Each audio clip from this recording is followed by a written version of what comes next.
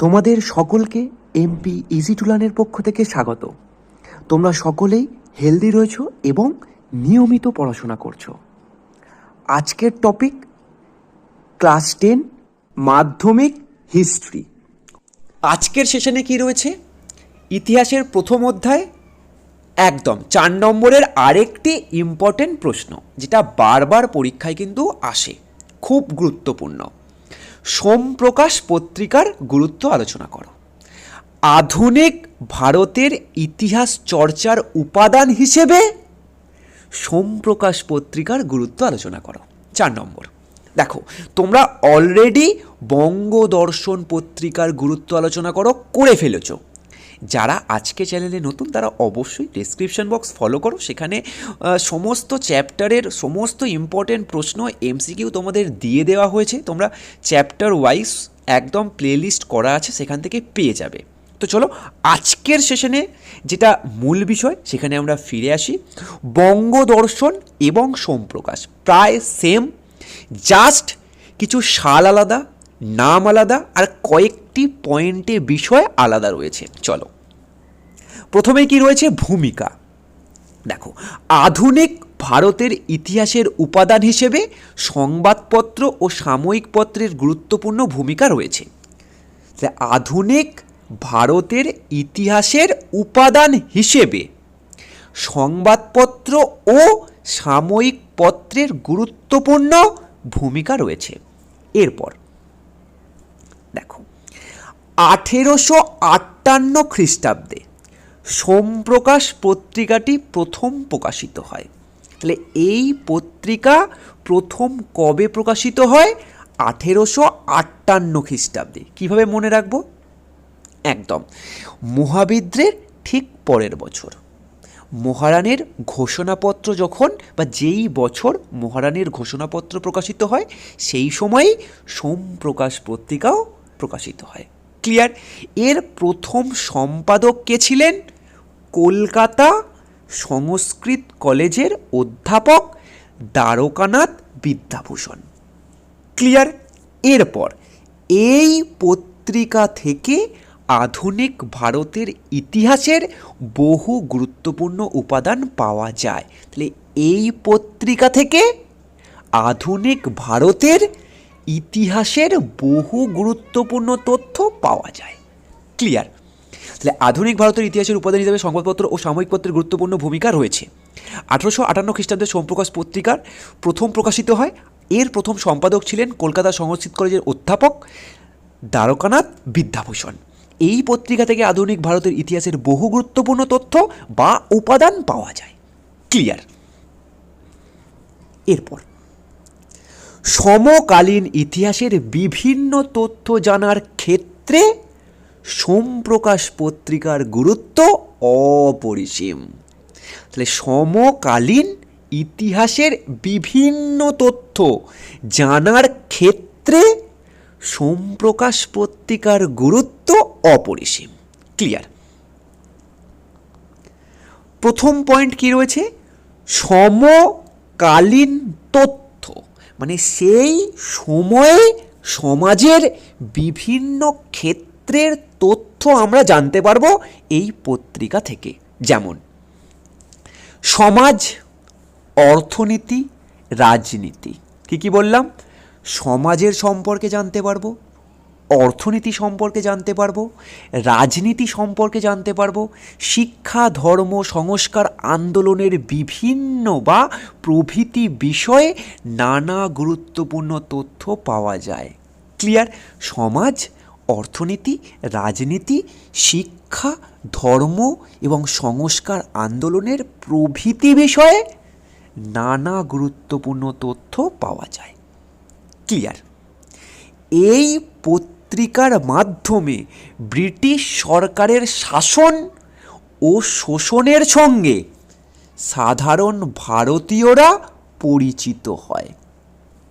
অর্থাৎ এই পত্রিকার মধ্যে ব্রিটিশদের শাসন এবং শোষণের বিভিন্ন খবরাখবর প্রকাশ করা হতো, যা সাধারণ ভারতীয়রা পড়তো এবং ব্রিটিশদের এই শাসন ও শোষণের সঙ্গে পরিচিত হতো। ক্লিয়ার? বাঙালির সমাজ সংস্কার। দেখো, সমাজে বিভিন্ন প্রকারের কুসংস্কার ছিল এবং সমাজে এমন কিছু কাজকর্ম হতো যা সমাজের বিপক্ষে কাজ করত, মানে সমাজকে খারাপ করছিল।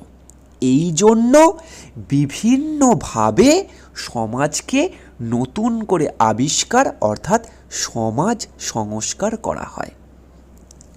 সোমপ্রকাশ পত্রিকা সমকালীন বাঙালি সমাজের সংস্কার আন্দোলনে গুরুত্বপূর্ণ ভূমিকা পালন করেছিল। ক্লিয়ার?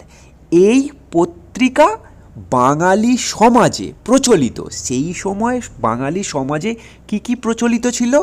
বাল্যবিবাহ, বহুবিবাহ, পণ প্রথা। কি কি বললাম? বাল্যবিবাহ জানো কি, বহুবিবাহ জানো, আর পণ প্রথা এটাও জানো। এই প্রভৃতি বিষয়ের বিপক্ষে, মানে এগুলো করা যাবে না, এগুলো সমাজের ক্ষতি করছে, তাই এর বিপক্ষে গুরুত্বপূর্ণ লেখা প্রকাশ করত। ক্লিয়ার? তাহলে এগুলো কি? সমাজের বিভিন্ন খারাপ প্রথা বা নিয়ম কানুন, সেগুলোকে বন্ধ করার জন্য সোমপ্রকাশ পত্রিকা গুরুত্বপূর্ণ ভূমিকা পালন করেছিল। ক্লিয়ার? তৎকালীন সমাজে বিধবা বিবাহের প্রসারেও সোমপ্রকাশ জনমত গঠনে সচেষ্ট হয়েছিল। মানে বিধবাদের বিবাহ দেওয়ার জন্য, পুনরায় বিধবারা যেন বিবাহ করতে পারে, এর জন্য সোমপ্রকাশ পত্রিকা কী করেছিল? জনমত, মানে মানুষের সমর্থন গঠনের চেষ্টা করেছিল। ক্লিয়ার? দেখো, সমাজ সংস্কার, বাল্যবিবাহ, বহুবিবাহ, পণ প্রথা এর বিপক্ষে ছিল, আর বিধবা বিবাহের পক্ষে ছিল। ক্লিয়ার? এইভাবে সমাজ সংস্কার আন্দোলনে গুরুত্বপূর্ণ ভূমিকা পালন করে সোমপ্রকাশ পত্রিকা। ক্লিয়ার? এরপর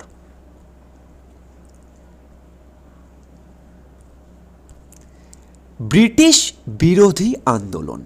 দেখো, সোমপ্রকাশ পত্রিকা ব্রিটিশ সরকারের জনবিরোধী নীতির বিরুদ্ধে ভারতীয়দের আন্দোলনের খবর গুরুত্ব সহকারে প্রকাশ করত। মানে ব্রিটিশরা বিভিন্ন নীতি প্রয়োগ করত যেগুলো কি জনবিরোধী ছিল। এই সমস্ত খবরাখবর গুরুত্বের সঙ্গে তারা কি করত? এই পত্রিকায় প্রকাশ করত। সোমপ্রকাশ পত্রিকা ব্রিটিশ সরকারের জনবিরোধী নীতির বিরুদ্ধে ভারতীয়দের আন্দোলনের খবর গুরুত্ব সহকারে প্রকাশ করত। এই পত্রিকা থেকে দেশীয় ভাষা সংবাদপত্র আইনের বিরোধী ইলবার্ট বিল সহ ব্রিটিশ সরকারের বিরুদ্ধে ভারতীয়দের বিভিন্ন আন্দোলনের সম্পর্কে জানা যায়।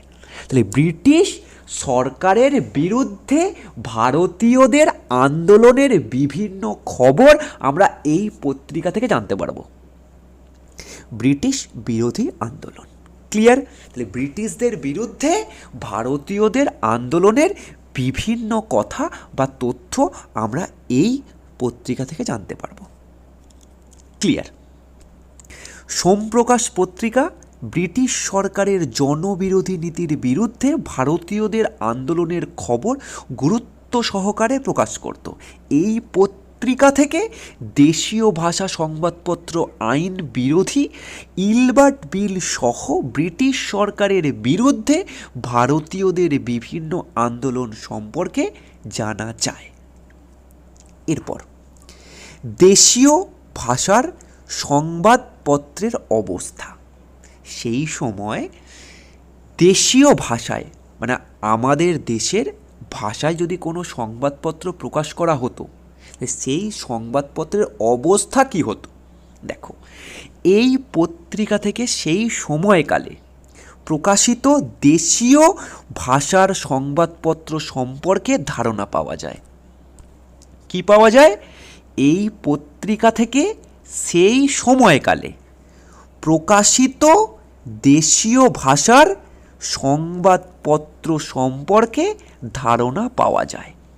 সোমপ্রকাশ ছিল দেশীয় ভাষায় প্রকাশিত একটি নির্ভীক, মানে ব্রিটিশদের ভয় না পেয়ে নির্ভীক সাপ্তাহিক বা সাপ্তাহিক পত্রিকা।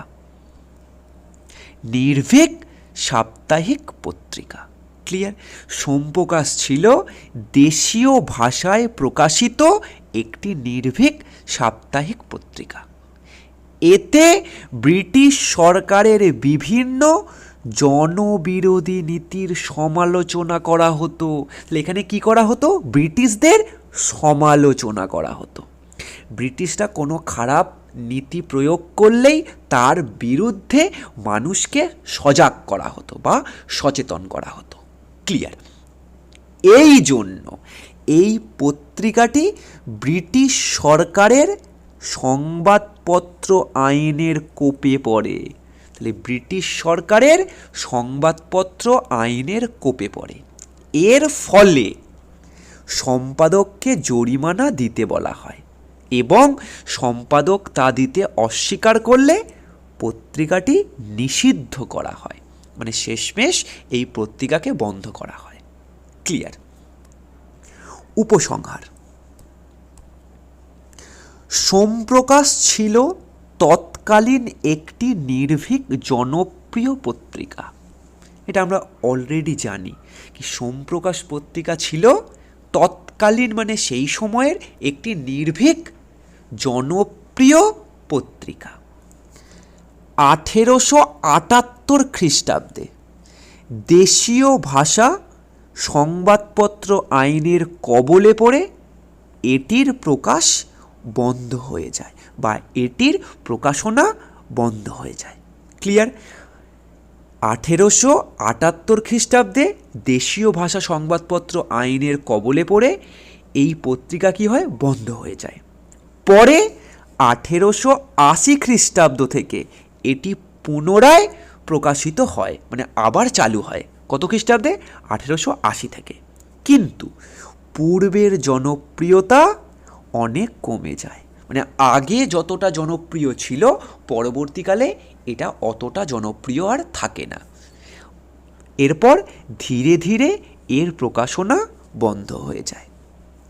ক্লিয়ার? দেখো, 1878 দেশীয় ভাষা সংবাদপত্র আইনের কবলে পড়ে বন্ধ হলো, আবার 1880 পুনরায় চালু হলো। ক্লিয়ার? কিন্তু পূর্বের জনপ্রিয়তা আর ফিরে পেল না এবং ধীরে ধীরে এর প্রকাশনা বন্ধ হয়ে যায়। উপসংহার ক্লিয়ার? তোমরা অবশ্যই দুবার এটাকে পড়বে বা শুনবে, তাহলেই ক্লিয়ার হয়ে যাবে। আমি দ্বিতীয়বার আর রিপিট করলাম না। তোমরা জাস্ট নিজেরা চেষ্টা করবে একটা বিষয় 2 থেকে 3 বার পড়ার, তাহলে এটা আর পড়তে লাগবে না, তোমার অটোমেটিক হয়ে যাবে।